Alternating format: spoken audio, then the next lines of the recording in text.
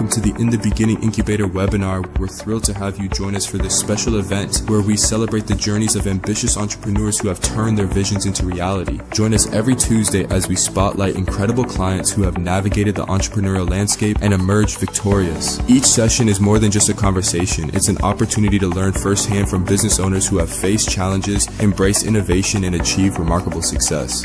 Whether you're launching a startup, scaling your business, or refining your strategy, these webinars will provide you with practical advice and real-world knowledge to guide your path forward. Stay engaged and get ready to ignite your entrepreneurial spirit. This is your chance to connect, learn, and grow with a community of like-minded visionaries. Now, it is my pleasure to introduce our host for this powerful series, Mr. Christian Johnson, the Chief Strategist Officer of In the Beginning Incubator. As a seasoned business strategist and mentor, Mr. Johnson has played a pivotal role in guiding entrepreneurs through the complexities of business ownership. Please join me in welcoming Mr. Christian Johnson. Good afternoon, everyone. I'm happy to have you on. My name is Christian Johnson. I'm the Chief Strategy Officer for In the Beginning Incubator and Fund. We have a very special live today. I'm going to bring on our guests, aka my family and ITB team. We have Sharnae Johnson here, and we have Michael and Evelyn Johnson here. So we are all here, y'all, and I'm excited to start the live. So let's get started. We're just gonna get right into the live and get right into the questions. So today's purpose. The purpose of today's live is for us to talk about generational wealth. We have a lot of things happening right now as it pertains to generational wealth. Ms. Johnson just launched her new book, The Blueprint. We're going to talk about that. We also have the Generational Wealth Project that'll be starting in September. We're going to be talking about that. And we're going to be talking about our entrepreneurial and generational wealth journey as a family, and how other people may hear this story and hear our testimonies and may want to do things for their families for generational in regards to generational wealth. So my first question is for everybody, and everybody can answer it in the line, and whoever wants to go first. Do I have a volunteer that wants to go first? Yeah, sure. Okay, so the first question off the bat is going to be just to kind of get things warmed up so we can start getting our minds thinking. What does generational wealth mean to you? Well, there's Johnson. There's generational wealth to me is being able to pass on wealth to generations that follow you. And just a little background for my personal experiences. When both of my parents passed, they left like little to nothing to pass on to me and my siblings. Had we started this conversation about generational wealth back in their era, in their time, they probably would have had more to pass along. So I could either attend college or buy my first home. And I think that's what it's all about. We want to ensure that our families and our generations have something tangible to move forward with their lives, and then their kids and their kids, and on and on. So to me, that's what it's all about. It's about being able to pass. And a lot of times it doesn't have to, when you think about generational wealth, you always think about, billionaires and millionaires. It doesn't have to be, you don't have to be a billionaire or a millionaire to pass along generational wealth. It could be a trust fund. It could be money or things that's passed on, property, land, that sort of thing that could be passed along to the next generation.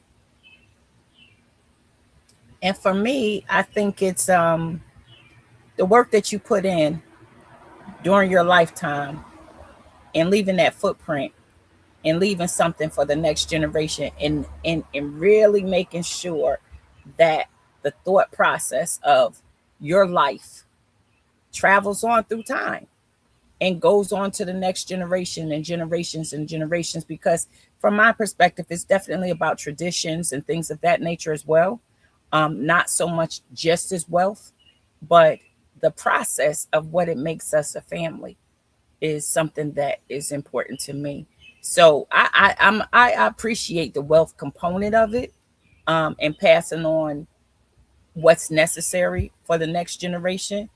But for me, my personal perspective is more of the traditions and what made us a family and what made my life stand out to my kids, and being able to pass on that message down the generations, and you know that our lifestyle and things of that nature.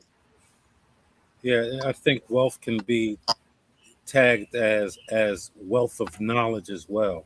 Yeah. So if we're talking about simple things like starting, simple financial moves, starting a bank account, starting savings account, starting, you know, investing, that sort of thing, investing. So you can pass that knowledge along to the next generation, and they'll be geared to pass it on to their kids.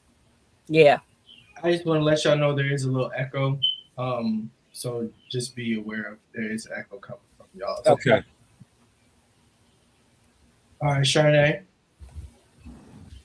I would just say freedom, passing down knowledge more than actual something tangible.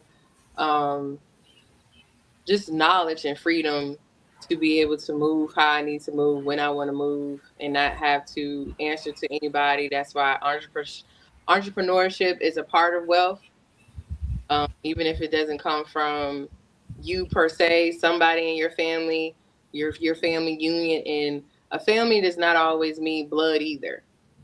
Whoever love on you, you love on them, and you guys can collaborate and have the same goals. That's your family. That's the people that, generational wealth too you can do generation wealth with too. But freedom, definitely passing on knowledge, because knowledge is power. So if I'm teaching you the right things to do as you're growing, then you'll know what to do with your kids. Even if I couldn't, for some odd reason, not give you the money to do things, you'll have enough knowledge. I've given you enough information where you should be able to succeed and still be able to do better. Now, the money does help, but I think it's knowledge and freedom. That's what wealth means to me.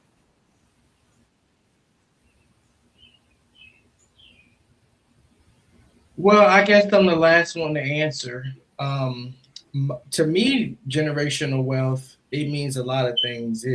I think everything else everything else that everyone had listed, I feel like is obviously generational wealth when you leave money behind, or will or trusts behind. That's obviously wealth that's been accumulated. But I also think, like my mother said, traditions. I think stories are very valuable. I think ancestry is very valuable. I think that's something that is also considered generational wealth, because you have a lot of individuals who come and immigrate to America, and they have ancestry that they can date back to. They have a lineage that they can say this person did this, this person did that in their family to get them to this point. So I definitely think it's the ancestry. I definitely think it's the stories. I definitely think it's just wisdom in general that is wealth, that can be wealthy, because learning things and having family there to tell you these things, that is like an extreme amount of wealth that you can't get from anywhere else. So obviously having funding and money, and having money set so you don't have to deal with the burden of burying somebody and not being able to afford to bury them, or afford the casket, or afford the headstone, having that set up is important as well. But for me, the main two important things are having the ancestry and being knowledgeable of your ancestors and what they did and to get to where you are now, and also having stories and sharing stories from older generations down to younger generations, because a lot of times older generations experience things that you can learn from, and a lot of those things that they experienced back then, they're definitely relevant to today. So like when grandma was here a couple weeks ago, I just like to sit and listen to grandma talk and hear her perspective on race, on politics, on society, on everything that's going on, so I can have an idea of, well, that is a good perspective. That's a different perspective that's different from my experience. So I think that in my head, that's what I would consider wealth. And to add to that, Christian, two more things that I think that's important that our family has recently experienced since you brought my mom, since you said that. The one thing is generational health. And everyone on here knows I had a health challenge. And now to be able to go through the genetic process of testing and things of that nature to prevent things because we didn't know that they were there, as well as the thought process of these conversations. This is not a normal thing that all families sit down and have conversations about wealth. And I think, and what to pass on and what that means, traditions and all of that. We've experienced through our life in our family a lot. We run across a lot of people. And when we say Christmas is a big thing for us, and when we say the holidays, they're a thing for us, for our family, a lot of people don't experience those things. And so like the wisdom, but like I said, with the traditions, but also the health and the conversations, as you said, because I think that is so important as a component, because bringing your families back together is not a easy task to have certain conversations. And I think if you do it as a generational thing, as we start and build, because I'm pretty sure that your generation, that when you start talking to your kids about this conversation, it's going to be a lot easier, but it's also going to be a lot more specific, because you will learn from the mistakes that we've made and the things that we've done really well. Right. So that's I'm gonna pivot into my next question. So my next question is actually for you, specifically as it pertains to business and in the beginning in generational wealth. So for your overall journey, and you could go as far back as to when you started in the business space, or you could go back to the inception of ITB. But specifically, what role has family and faith played in the vision of your journey? Well, I don't want to give too much out, because I do want to say I'm really proud of the book, the blueprint, but we did get some hits from a publishing opportunity. And so I added some more chapters to the book that they wanted to know the more of the backstory. But the backstory is so much more of what Michael and I didn't know getting married, about finances, about family, about just how to grow together. All of those things made where we are today possible, because we just persevered through the process. And so business was a part of it, but so was politics, so was learning, as far as living in a new place, because we originally moved to North Carolina, Raleigh, when we first got married. And I mean, when I say when we first got married, I'm talking about a week after we got married. We relocated and left our parents' homes, and that was it. And we've never been back. So I think that every aspect of our lives that everyone kind of sees, and everyone has had an opportunity to see, the political space that I've operated in a little bit, not a whole lot, but a little bit in Richmond, the entrepreneurship. This is not my first business. I'm really proud to say this isn't my first business, and this one is doing so much better. But right now, even from ITB, and I'm really proud of that, as far as the family is concerned in growing generational wealth, Sharnay and Christian have their own business now. Well, in keep before, but I know, I hear you. I don't want to give too much of the book out, and no, I understand that. But for you personally, how much has it been, and how much has faith and family played a role in your journey? Because it has played. You've had a journey prior to ITB and prior to the Generational Wealth Project, and to everything that we're currently doing.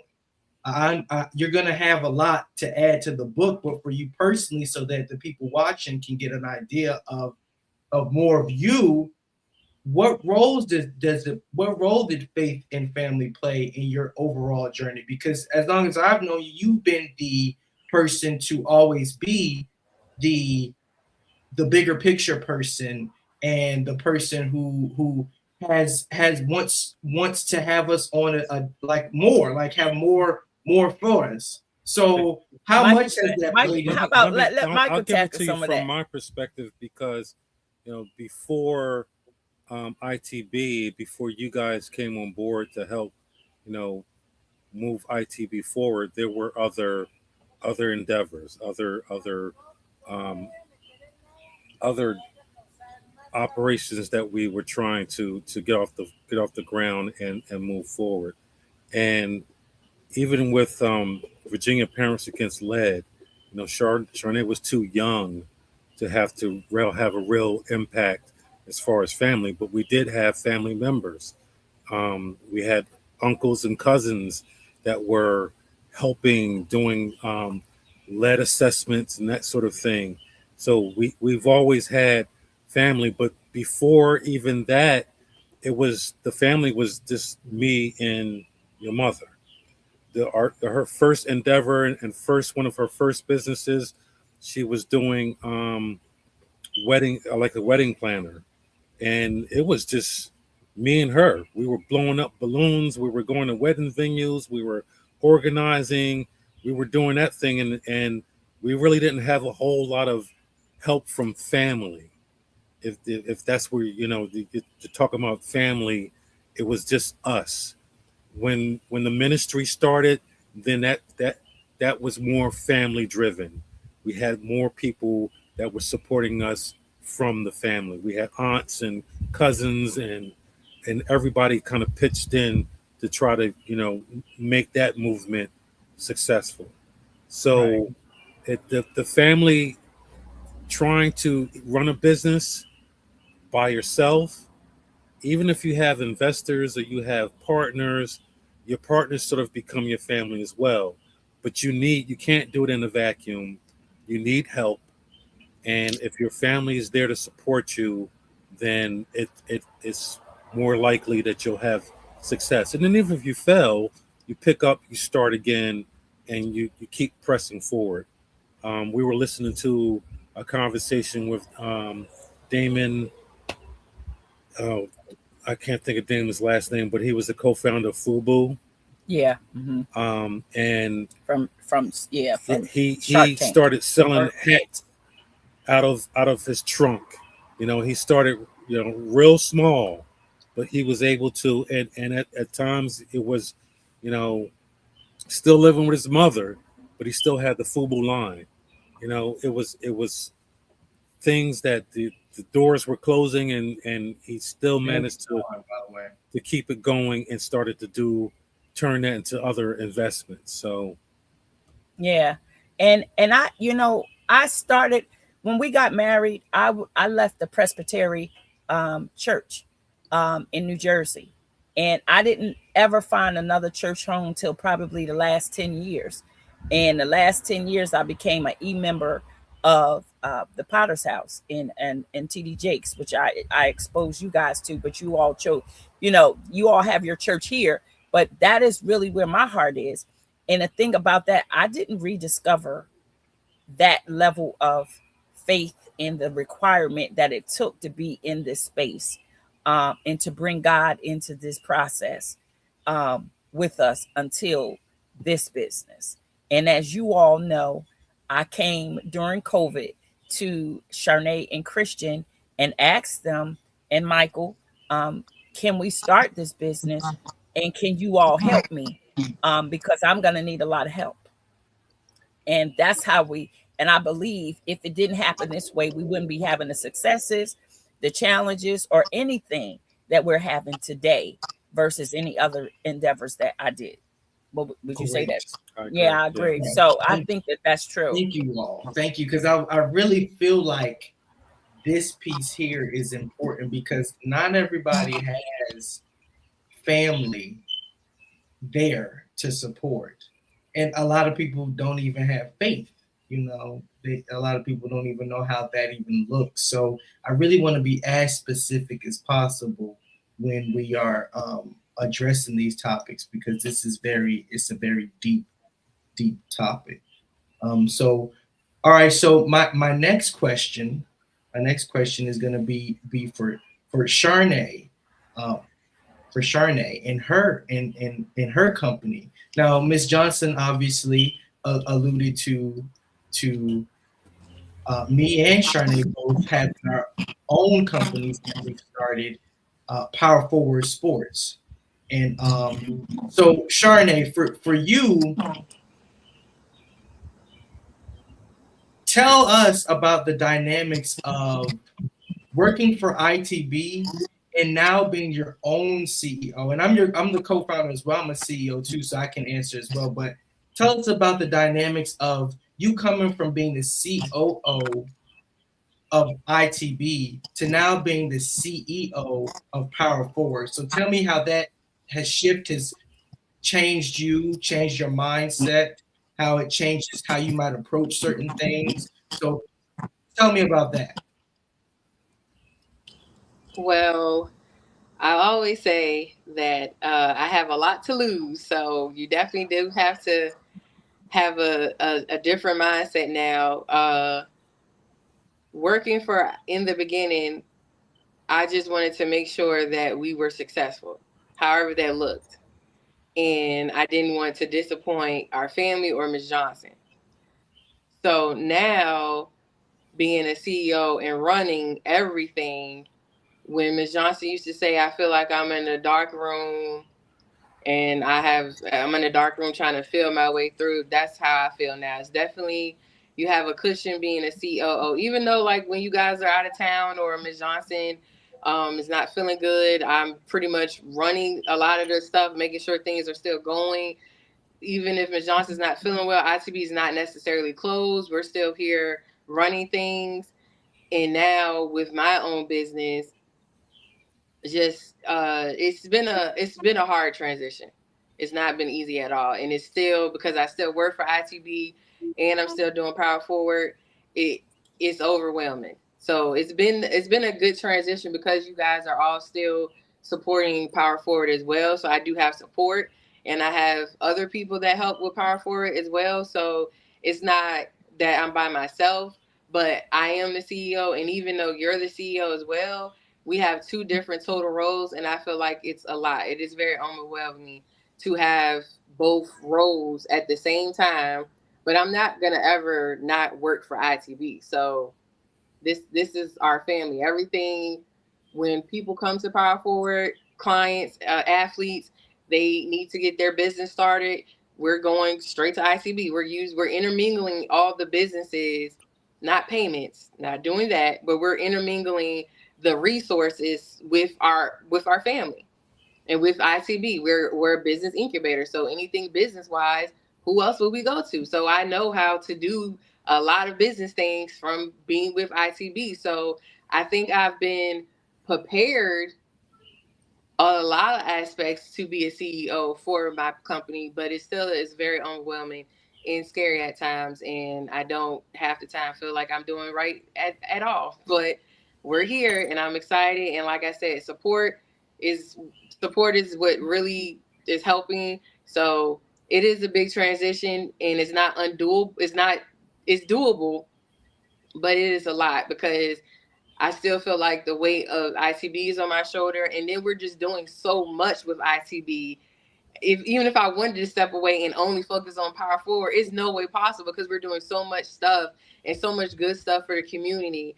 You got to be a part of it. So it's just trying to juggle everything, and it's just been a lot to transition, and I'm still learning and transitioning with both roles today. So Right now you can answer. I am on paper a co-founder. Do I feel like I'm the co-founder? Yeah, I think I do. I feel like I am, but I feel like I allow Charnay to be more of the Leader. the leader of the organization. I feel like I'm a little bit more behind the scenes, but Charnay's out here working. Charnay is the one that is going to be out meeting with the clients and going to all of their events. You know, I'll coach. I'll do the coaching.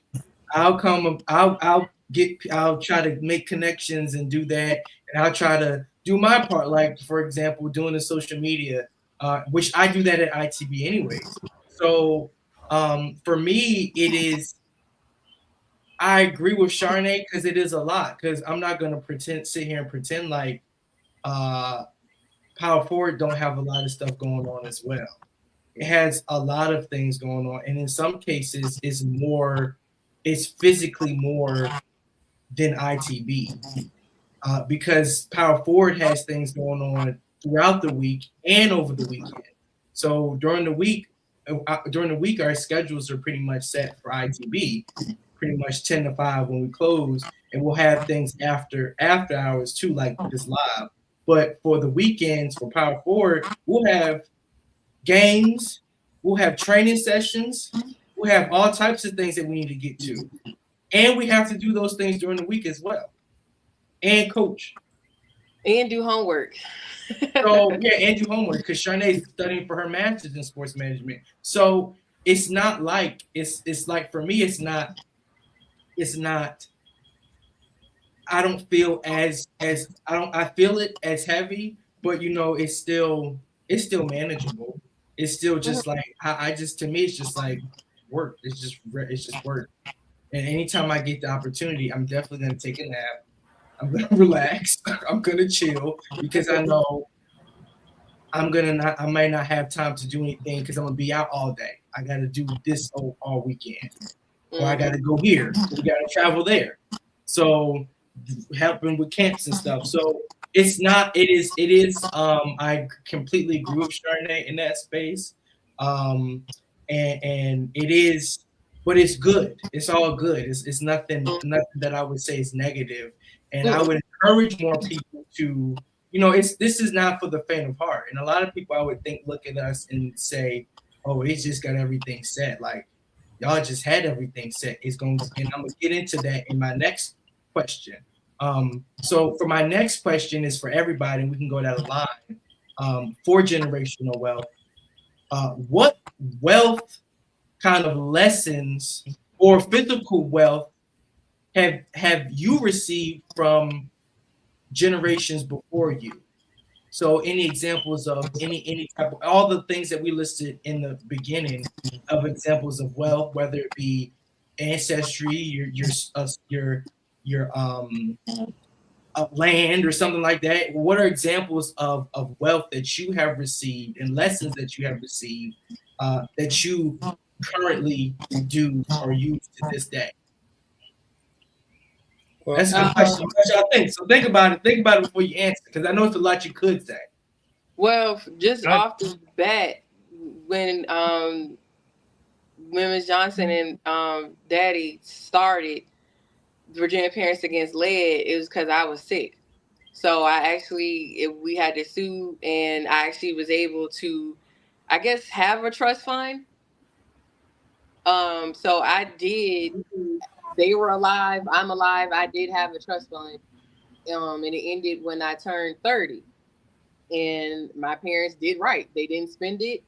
They didn't put stuff in my name, use my social security card. Like, they did right with it. So I was actually able to have my parents have a cushion. Did I do right with it? No. If I had these conversations now in my 20s, I would definitely have a lot more stuff set for Julian, but I live and learn, so I know now. But that is something that generational wealth, I have experienced generational wealth. But why, it doesn't really matter why, but I did have that. My parents actually did do right and make sure that I was set up.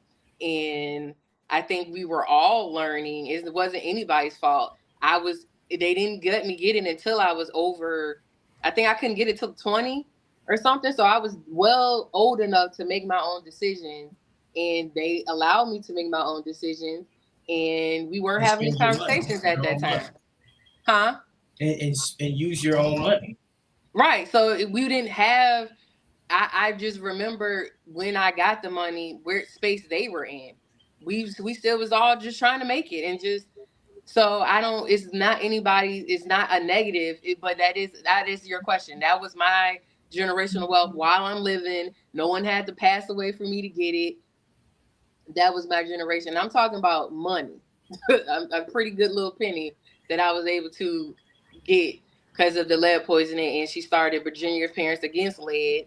But that is some wealth that I did have in my lifetime that I know now better. My credit's higher. Like, I know better tools and things to do now, not impulsive shopping and just, I'm trying to buy land. I'm trying to get insurance policies for Julian and myself. It's just a different conversation. We're just in a different space of life right now. But that Yeah, is the answer to the question. it's more about trying to save and trying to Build. build, as opposed to just like being Live. willy-nilly and just spend. So, and we've had to learn the hard way. But we're at a point now that teaching you guys and teaching our grandson and Julian, Charnay can tell you about Julian going to the bank and opening up his own savings account at 10 years old. I mean, nobody taught me that at 10 years old. You can do that at 10. There's they're earners and they're owners, and I consider myself an earner. And earners are gonna, we're gonna try to, our level of success is, for me, is to be able to take care of my family and make sure that they're good. But then the owners are the ones that are thinking outside of the box, and they're taking a risk, and they're building something that's bigger than just myself. The ITB is something that's going to be bigger than just Evelyn and Michael and Charnay and Christian, and we'll get to a point where we'll start hiring people, and fully staffed, and the funding will just come constantly, and we'll go out there and serve the community the way we have been. And then you guys can continue to focus on Power Forward and build that up, because when you get to that point, you'll end up hiring people, just like one of the trainers that Julian goes to. Roger kind of started small. He's still kind of small, but now he can afford to kind of pay other trainers and build his brand. So that it's about, you'll be able to build your brand just like ITV will be able to build its brand. But as far as lessons, I think my grandfather on my father's side was a sharecropper. And my father was, came up with that mentality, coming from the South, from Georgia, working in peanut fields and all that kind of stuff. So, my parents were, they just were earners. They were hard workers. But at the end of the day, that kind of goes with them. They really didn't leave a legacy or leave something that kind of goes on beyond them. So we're that's what ITB is trying to accomplish. For me, what I see is exactly what I said, the generational, the thought process and the actual traditions. Because yeah, Charnay and Christian are 10 years apart. But when Christian went to go to school and when he went to live out in Morgantown, past us doing the school, paying for the school stuff, Charnay got his apartment and made sure he was straight in Morgantown because of her trust in space that she had. She did all of that for her brother. And folks looking from the outside are like, well, she could be out and doing her own thing. Yeah, she could. She took care of an apartment. She took care of Christian's apartment for him the whole time he was out there at Morgantown. Did she have to? No. She got that it's better to be here. And when you leave this house and when you leave our process, that you go with a certain things, with certain steps and things in place so that you don't have to come back and it's not a minus to your life to leave your parents' house yet. And we know that process is inevitable, but I think just the thought process of, I'm always mad at Charnay and Christian always whispering about what they're doing and this, that, and they don't tell us. And I'm proud of that now. I'm like, because they work together regardless. And they see that you and I have worked together. And they see that it's important to work together. And they decide what's important to bring to mommy and daddy. And they decide what's important to keep to ourselves that we could build from here. But Julian now sees that. So that's already 3 generations that have been affected by the decisions that we decided when we left New Jersey to change how because I still have my parents. I still have my parents. Both of them are still here. That is the benefit of still having that wisdom. My mom is on our board. My dad is still here. I still have that to pull from. And when it was tight for us and we needed my mom, to help Christian with school and so Charnay could finish school and things, she stepped right in. 4 generations stepping in wherever we had to.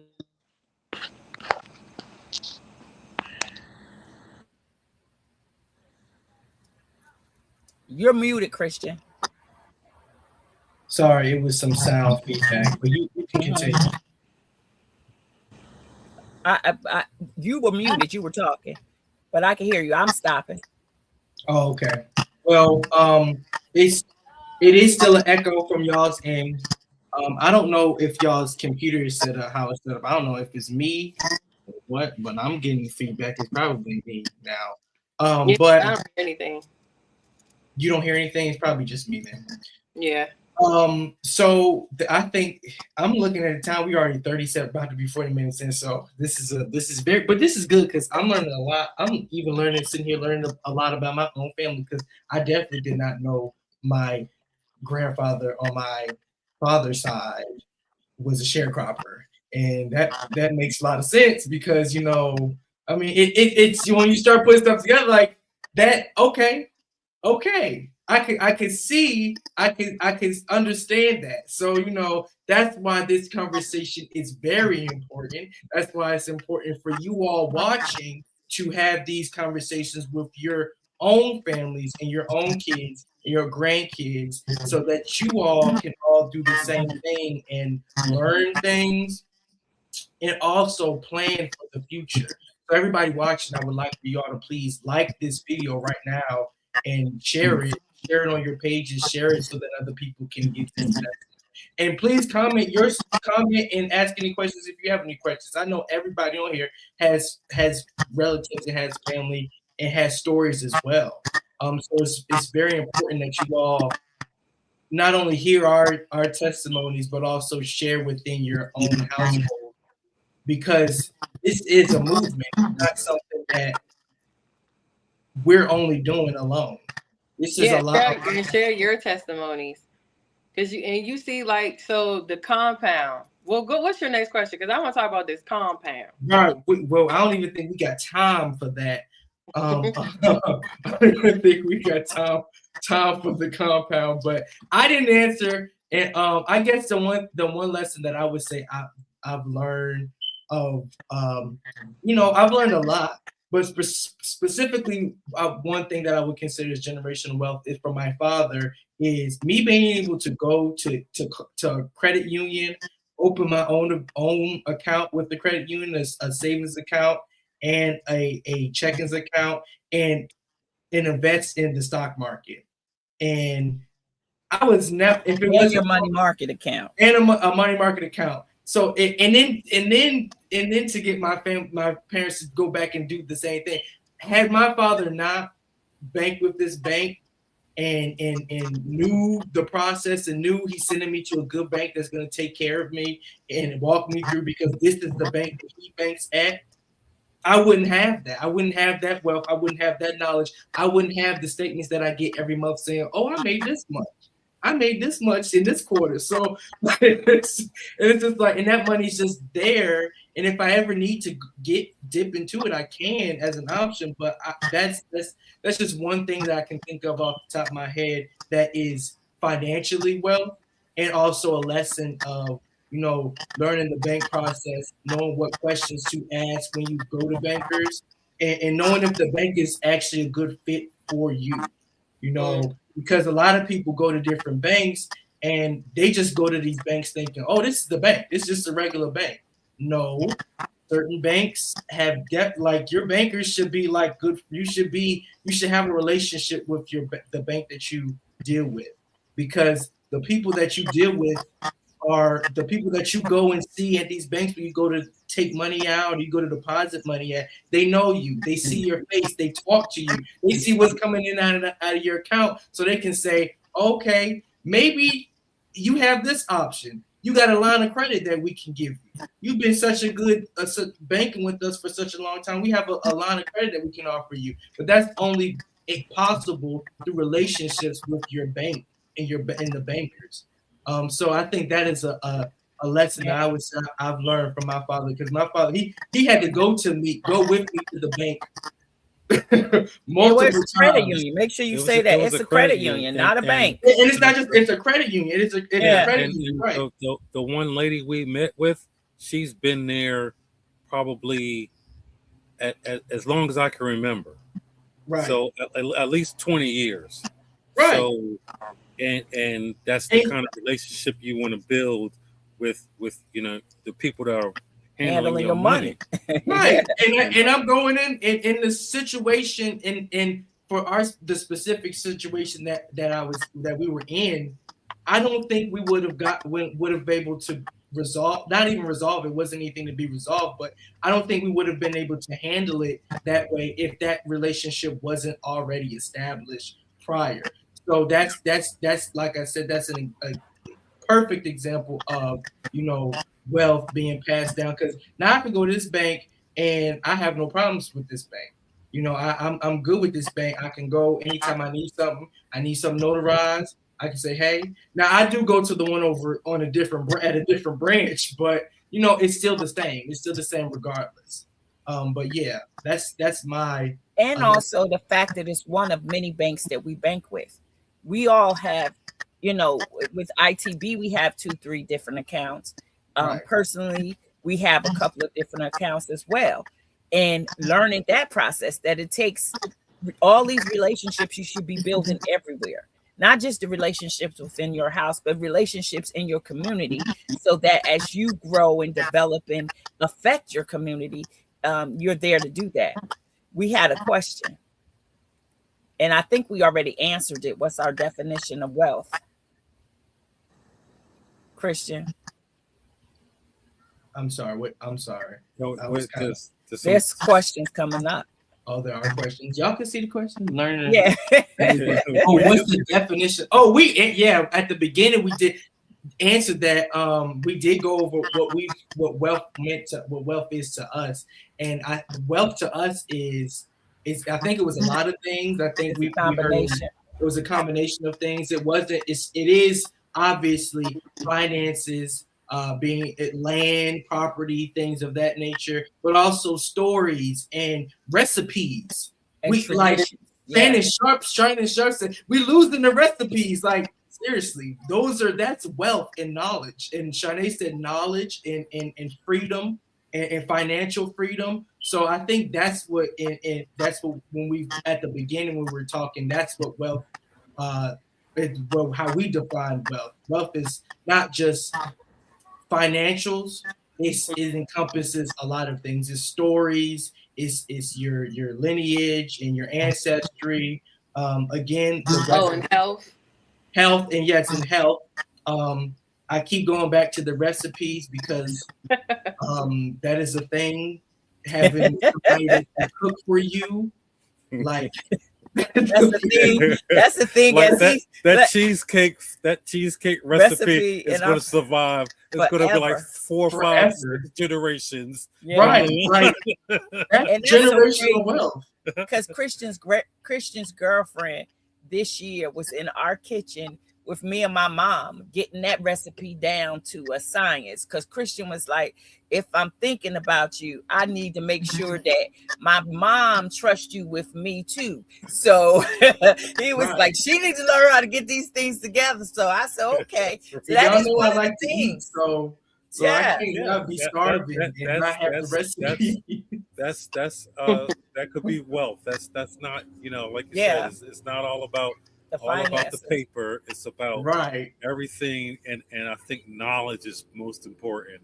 Just being able to pass something on to the next generation that you've either gone through or learned, or what works. Like, hey, do this. This works. Trust me. And they take on that mantle. Yeah, even in these relationships, they do it. Yeah, they're on their own, and then they'll be able to teach their children.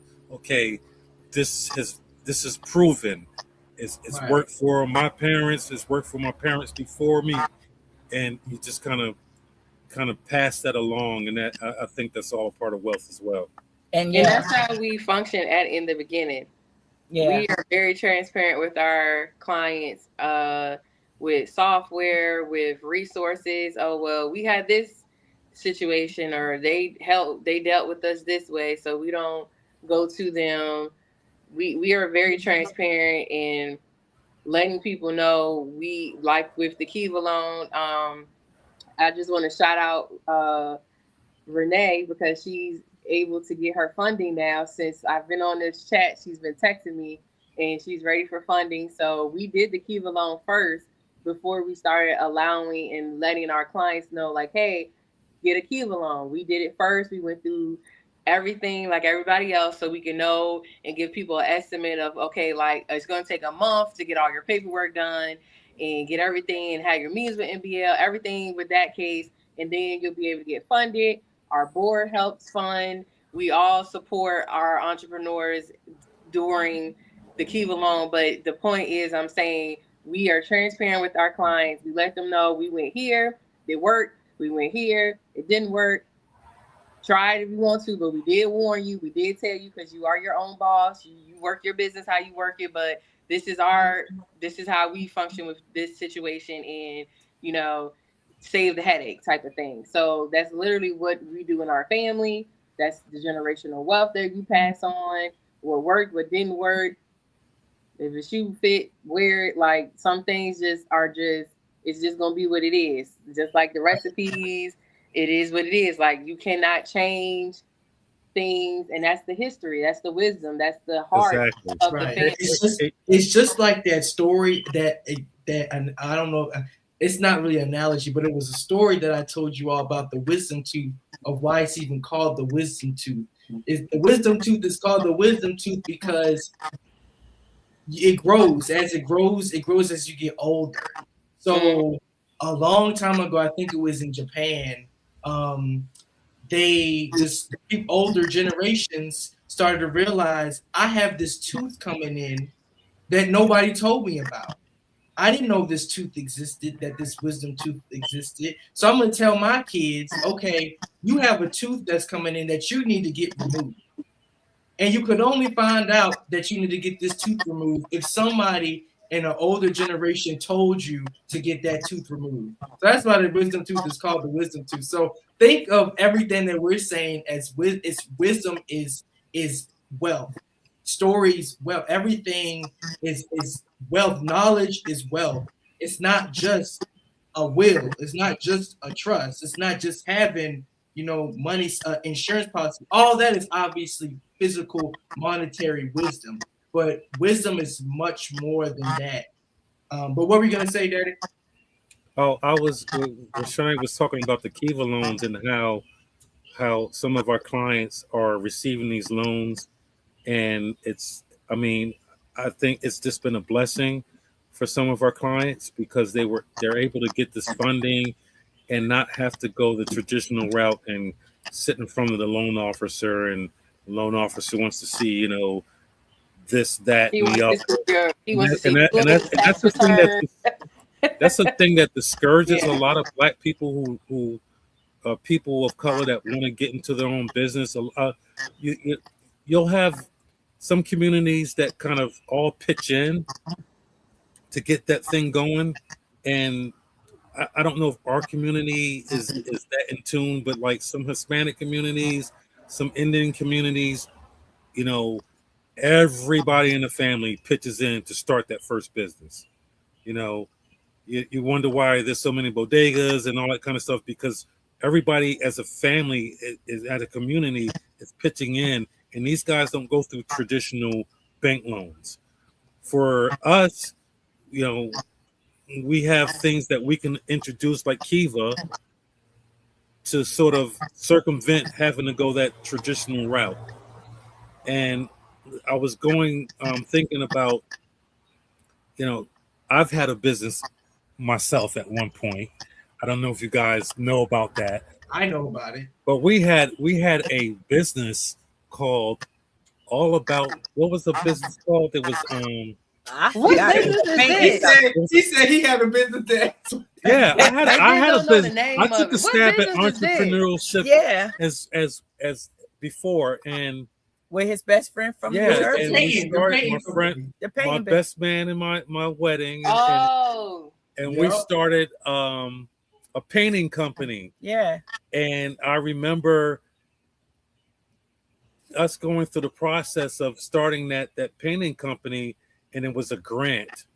And Ms. Johnson wrote it in 3 days. Johnson wrote the grant in the In business 3 days, and you got back it. then, and we got the seed money from The city of Richmond. no, it was Bon Secours. It was a foundation. Mhm. We got like a $5,000 or $10,000 of seed money to get started, and that came out of, we didn't have a loan, we didn't have anything, we just got that seed money to be able to buy equipment or purchase get the stuff we needed to start painting. And I remember being at my regular job and my manager coming to me saying, that this business isn't going to affect your work here, is it? Because I think he saw me on my computer doing some stuff, and he's like, I'm like, no, Ken, it's good. It's all, weekend, weeknights, that sort of thing. I'm not going to be calling in sick every week to paint, but if it blows up, hey, I'm out of here, but it just the Kiva loan process and getting that initial funding to start your business, I think is paramount. And one of our clients who's a power washer and painter, that money is helping him just continually grow. Yeah. And I think it's a question on here, learning not to just work, but to build the entrepreneurial mindset. I think Michael going through the process of the entrepreneurial process for himself, it gave you more context to say what you just said, that it is some people that are just going to work and be comfortable working a 9 to 5, and there are earners, and then there's going to be owners. And I think for a lot of people to be able to have those conversations in your house, that's not an easy conversation, because how you support. Go ahead. I got you for your for this post. This place is for you, and I think a little bit of what we discussed up until this point we've kind of hit on a lot of things in your new book, The Blueprint. So as you are, I'm gonna let you continue, but tie all that into the blueprint and how the blueprint addresses a lot of the things that we've talked about thus far. Well, like I said, I'm shameless plug. Here it is. Here it is right here. Not shameless at all. I'm just telling you it's right here. However, God has blessed us, and we've had some conversations this weekend, and some people want to re-release the book, and they ask for that context that you're asking for. And I'm trying not to give too much out because now we're in publishing space. But how we got to this space and why we got to the blueprint is definitely the process and the why of how we got to this place as a people. The additional chapters to the book that are going to now be added and relaunched, redistributed, address some other areas of how we tie our personal life into that space. And it really does walk through that. I mean, it's one of the stories that when we first got married and when we moved to North Carolina, and I think Charnay was about 6 to 7 months old, and I was working and Michael was working at that time, and I got off work early one time, and I went to pick up Charnay early, and the babysitter's out with Charnay, didn't say anything that she would have Charnay out, didn't have a car seat, and some strange man in the car with Charnay. And when I got home, I was so upset about that. I don't think I worked again for 2-3 years. I didn't let nobody touch my child after that.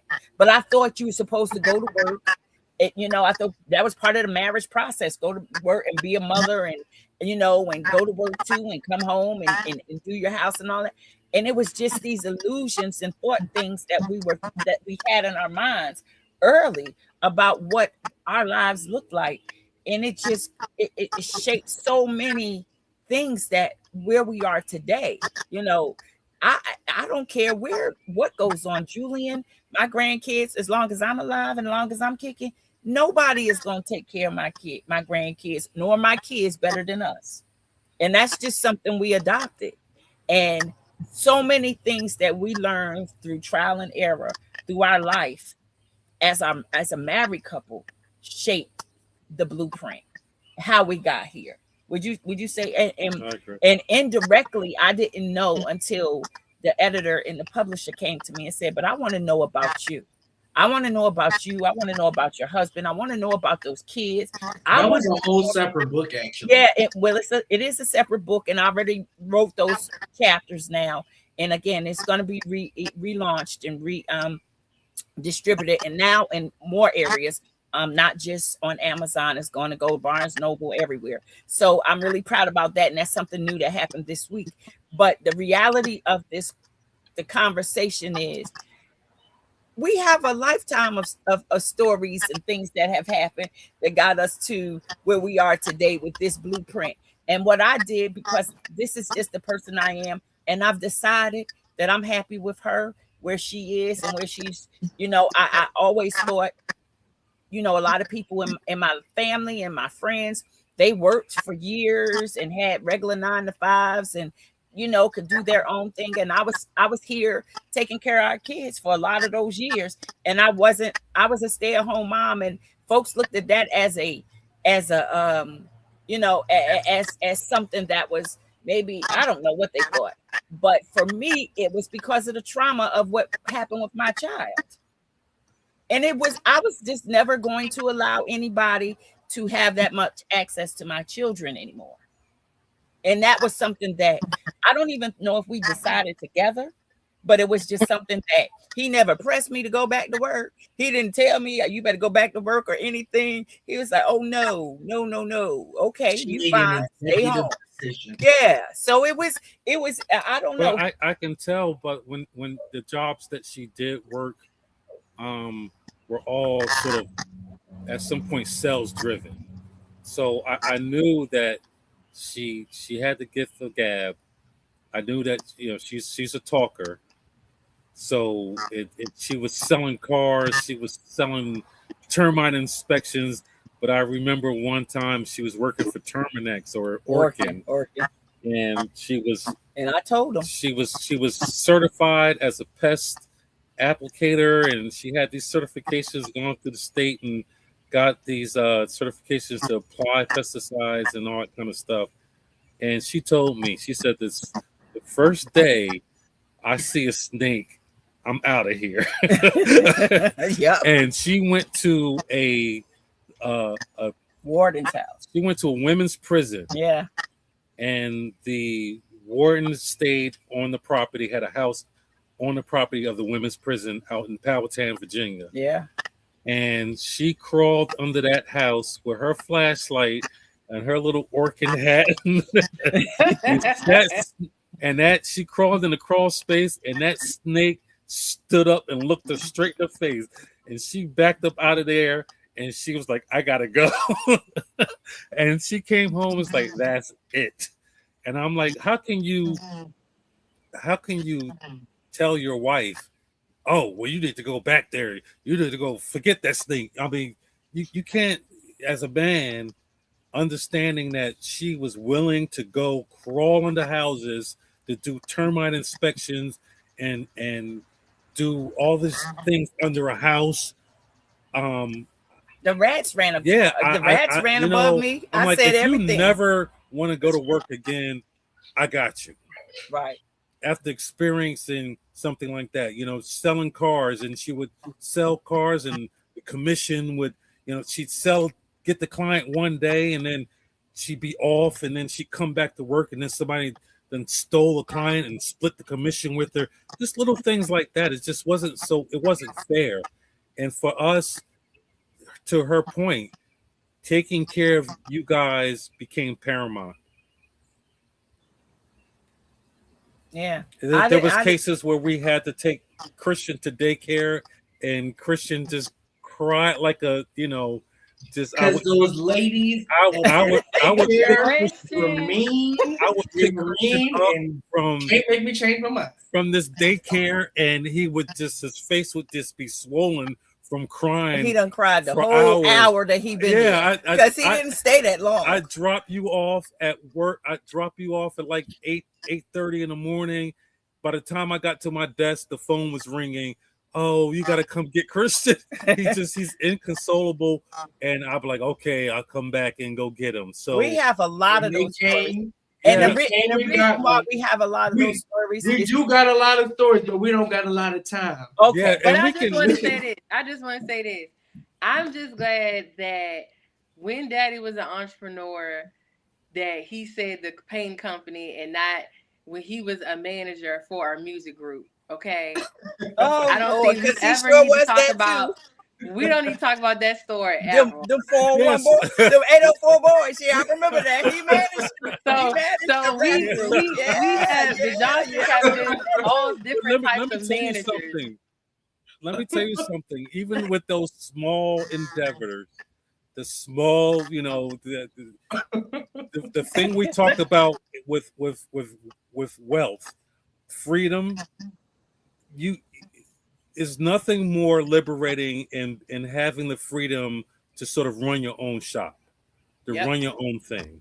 And even though my little rap group never got a gold record, but I felt free because I was able to say, okay, I'm going to get you, I think I got him one gig, and it was like a back to school thing at the Coliseum. And these guys were just as old as I was at the time.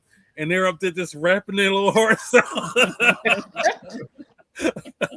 But he keeps that spirit alive, because every weekend, every Friday, Dad will come home. He'll sit at the table and he'll do his mixes. We got a DJ, we got turntables, we got mixes, and he'll do his set.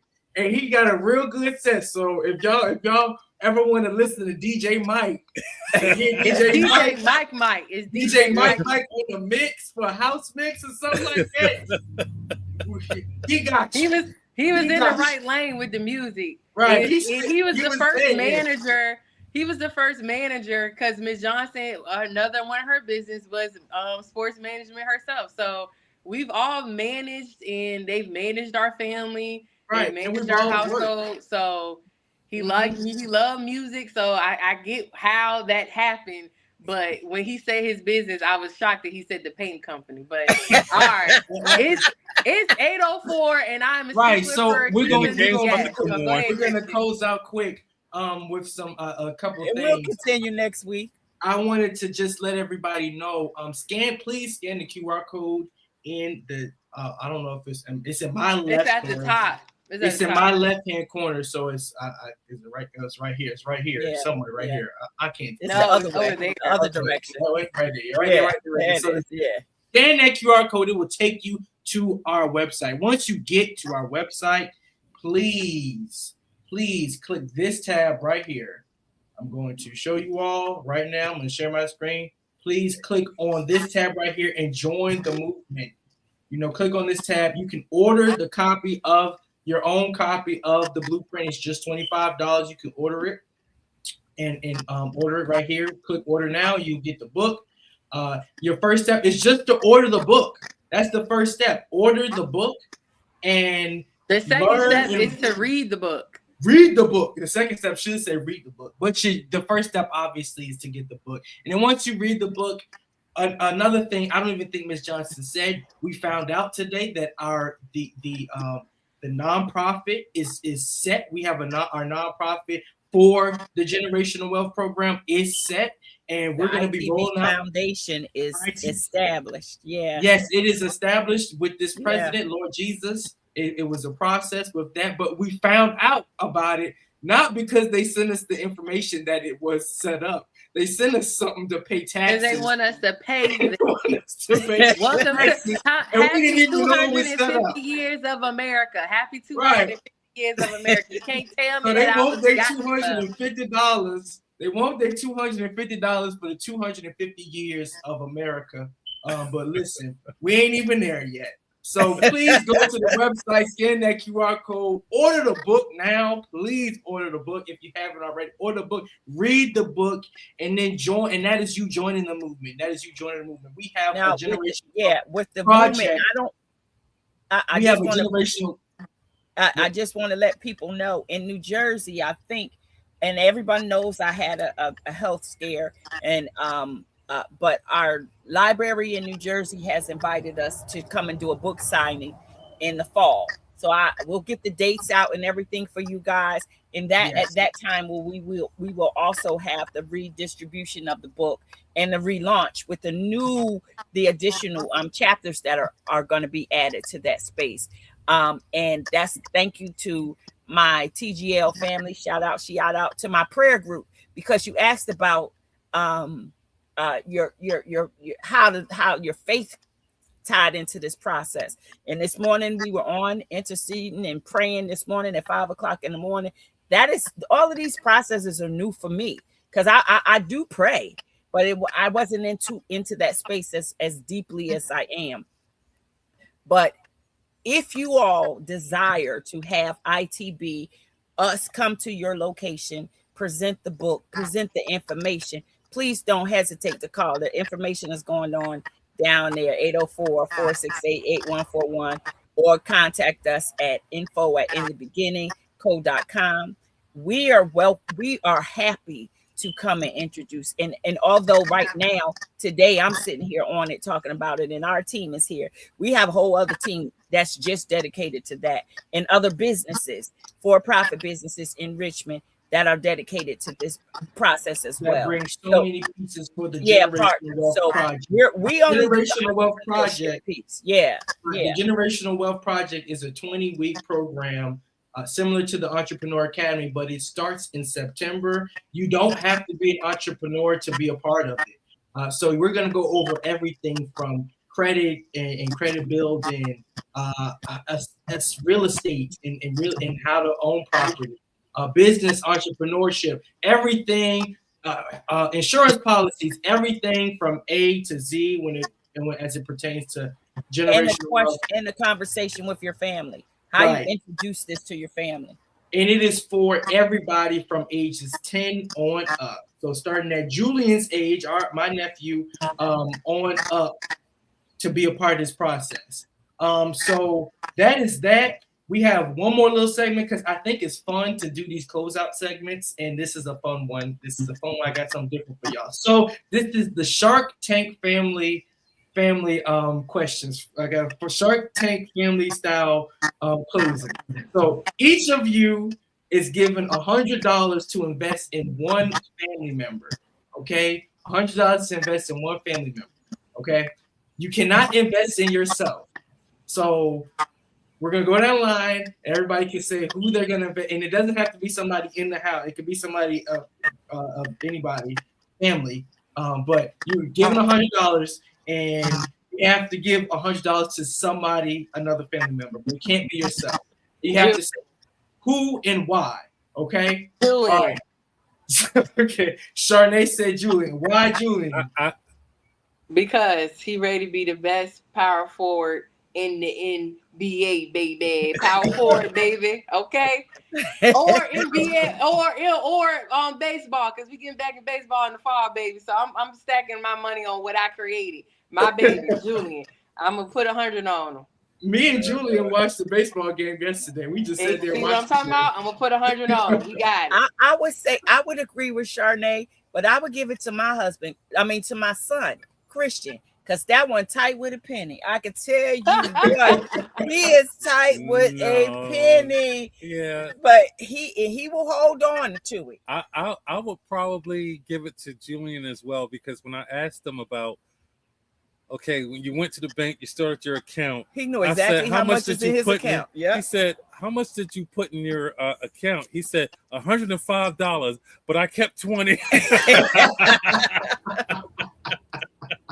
So I'm like, okay, you put $105 in. So you had $125. You put 105 in. You kept 20. No, he kept 40. He had 145. He kept 40. So he kept 40. And he put the rest in the bank account. Yeah, and that was great. That was. And then he's like, "Well, I don't really need it because my mom's gonna buy whatever I want anyway." So right now he's just banking that money, and if that money was in an account where he's getting some interest, it might not be much, but that 105, a month from now is 110 or 107. It just builds. Yeah. So yeah, I would give it to Chris Julian, and that he would have $205 in his savings account. Yeah, I agree. I will give my $100 to Julian too, because he is the youngest and he is the brightest and he is the future. So he is definitely the best of all four of us sitting on this camera. I can tell you that right now. He's a little crazy one too, though. But he is the one, because Julian be smart, and he'll say stuff and it'll be like, I didn't you know that? Like you he knows he his great grandma experienced that. She's like, oh, that Julian gonna be Julian. He good. Right. But Julian is Julian got a head on his shoulders, and that's where when we talk about generational wealth, at 10 years old, right? These kids need to be thinking about, money. They need to be thinking about credit. They need to be thinking about property, land, all that stuff, and just get it in their head. You just plant the seed, and at some point it'll kick in. He is. Julian got it for sure. He is aware that our office is our office. He is aware. His friends are aware. He is aware how business function. He even told me, again, I was shocked. I was playing. He's playing GTA, which you don't need to be playing GTA, but he was playing. He said, Uncle Christian, I have a business in GTA. He said, I own a car wash and I own another company. He said, and then he showed me the whole process. He said, I get this much money every month for doing this services. He said, let me show you. He went, did a mission, found a car, drove it through the car wash, and got his money. He said, this is how it works. He said, just like in ITB, I was like, I said, you know what, Julian? I am actually blown away because, one, you're playing GTA, and that's crazy. But you're actually using what you know from us. He said, I'm my own CEO, Uncle Christian. I was like, oh my gosh. That's awesome. Like, I love it. I'm happy, and he's learning, and he sees it, and he's aware of it. And it's just like, West Virginia, that's legacy, that's wealth. Him knowing a college to go to that he knows he will be a mountaineer without even having to convince him. That right, he knows he wants to go to college. He already knows. Yeah, right. And he has it in his head, and it's just like that. That's something that, you know, looking and just and talking to God about it. You know, that's just the certain things that you just. It can be hard, but you're just thankful for the little things and little victories in the small things. Yeah, because it's all inspiring, especially to see your parents, you know, and your family members and uncles and aunts and cousins and everybody graduate and get their, you know, their degrees or whatever. It's just it's inspiring, and these kids take notice of that stuff. And getting to see his mother and his uncle walk across the stage, you know, in a big event like that, your graduations, it kind of sticks with you. So. Right. Next question. And both of us, Sharnay in school and me getting ready for law school. So that is everything that we have for tonight, folks. We are 1 hour and 15. This was a great live. I appreciate everybody for joining.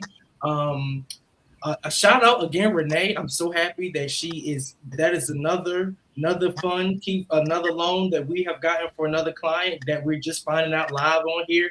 Good news, great news. That is the Lord's news. And just so everybody knows, she has the bathing suits. She right. does what's her name of her business? True Beauty Exposure. Yeah. Beauty Exposure. Yeah. So and she's launching a new line. So y'all still got time to get summertime ready. Get summertime fun. And from her mouth to God's ears, she said we are she's the best TV client. I'm not laughing at her, but she said it, and she knows she claiming it. She can claim it and receive it's received. So thank you all for joining us tonight. We appreciate you all for spending this hour and 16 minutes with us. If you or somebody you know wants to start a business, please contact us at pull it up. I got it on here. Pull it up. Sorry. At 804-468-8141. If you want to contact us through the website, you can visit us on our website, inthebeginningcode.com. Also, join the movement, order the book, be a part of this process. We're going to be talking about generational wealth for the rest of the year. That is for the rest of our lives. For the rest of our lives. For the rest of our lives. So please go visit the website, read on the website, sign up for things, order the book. Again, the book is only $25, and it is your first step. Order it and read it. So please do that. And again, join us. I don't know when we're going to have another live, but I know we're going to be doing a podcast next Wednesday. So look for the podcast to come out next Thursday on YouTube and Spotify on our YouTube page. We'll be on the podcast. And in our Spotify at In the Beginning Incubator Fund. So please, thank you all for joining us tonight. I pray that you all have a great night, and thank you for joining. Have a good one. Bye. Thank you for joining us for today's In the Beginning Incubator webinar. We hope you found inspiration, valuable insights, and practical strategies to apply to your own entrepreneurial journey. But the learning doesn't stop here. We invite you to join us again next Tuesday for another powerful session where we'll continue to spotlight incredible entrepreneurs and share knowledge that can help take your business to the next level. If you enjoyed today's webinar and found it valuable, don't keep it to yourself. Spread the word. Let others know what you learned and invite a friend, colleague, or fellow entrepreneur to join us next Tuesday. Once again, we appreciate you for being part of the In the Beginning Incubator community. Keep striving, keep growing, and we'll see you next Tuesday.